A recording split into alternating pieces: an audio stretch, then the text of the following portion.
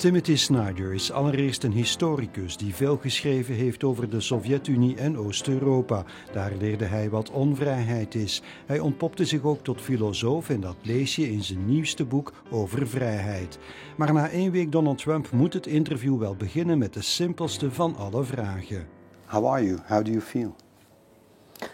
I feel fine. I don't have the right to feel any other way than fine. It's terrible, but if you allow yourself to be shocked by what's terrible, then in a way you're taking part in the process. So he's just doing what he said he would do and what is in the interest of the people around him to do, which is make the federal government weak and try to substitute the power of law with the power of personality.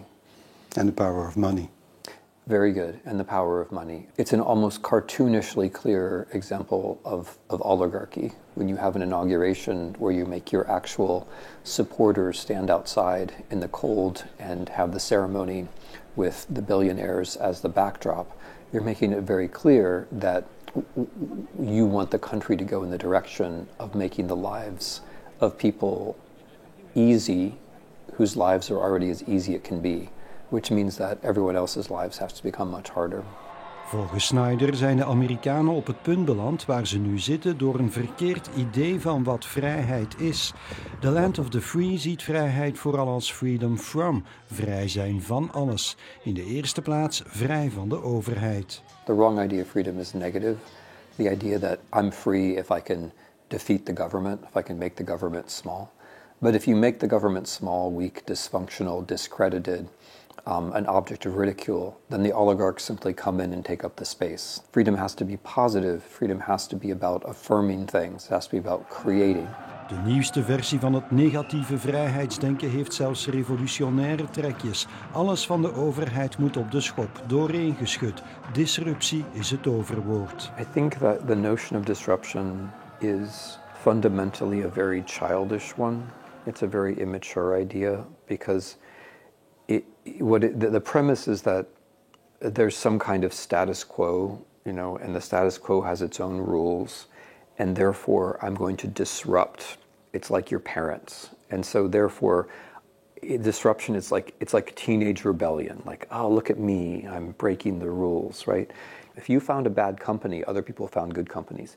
If you destroy the federal government of the United States of America, there aren't competing models of government. They're going to spring up and replace it. You're just going to have ruin and chaos, right? And so there are people who are stupid enough to think, oh, ruin and chaos will automatically bring a new order. I'm sorry, it's terrible, but it's also just funny.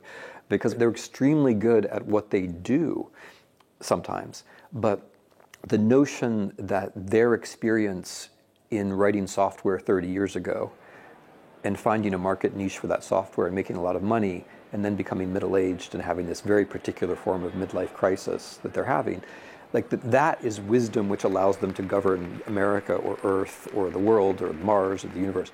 I mean, it's terrifying, but it's also funny. And I'm not going to let go of the funny part of it. Maar wat niet om te lachen is, zijn de uitspraken van president Trump over de uitbreiding van het Amerikaans grondgebied, over Panama en over Groenland. Greenland is a wonderful place. We need it for international security. Dat klinkt imperialistisch, maar volgens Snyder zijn die uitspraken juist typisch voor een grootmacht die niet meer imperialistisch kan zijn. It's literally post-imperial in the sense that it gets people excited. Because, of course, there was a time when the United States added territory, and that we do have that tradition, and it's a way of thinking about how we were once great. But I don't think it has anything in it, except that it makes life easier for Russia and China and countries who are, in fact, trying to seize territory or considering seizing territory. Do you really think it would be that hard for the US military to occupy Greenland? They can do it in a matter of days. And I mean, Denmark wouldn't be able to withstand that. Look, how easy... I mean, I think first of all, these are terrible things to be talking about, invading the territory of a country which has been your loyal ally for decades. The Danes have let us use Greenland in all kinds of ways, just because we've asked. And there's literally, I think, nothing we could get out of Denmark, out of Greenland if we invaded, that we can't get out of it now. The notion that we would actually declare war on Denmark in order to get that territory is not just terrifying, it's also just idiotic. Maar zelfs al vindt Snyder sommige plannen van Trumps regering idioot of grappig, hij maakt zich wel degelijk zorgen over de komende 4 jaar. I'm more than concerned. I mean, it's the millions of people are about to get hurt in one way or another. People who are deported, people whose standard of living is going to get worse, people whose cost of living is going to get higher. Many more people are going to be subject to violence, verbally or physically.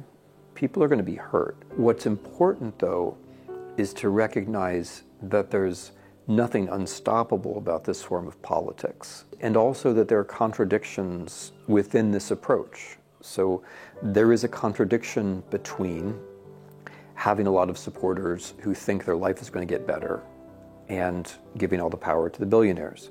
There is a contradiction between destroying the American state and using the American state to oppress people.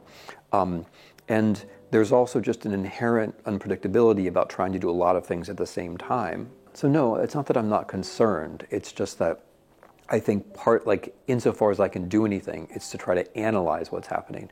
But if I analyze it, it's only because I'm hoping that that's helpful for people who want to take action.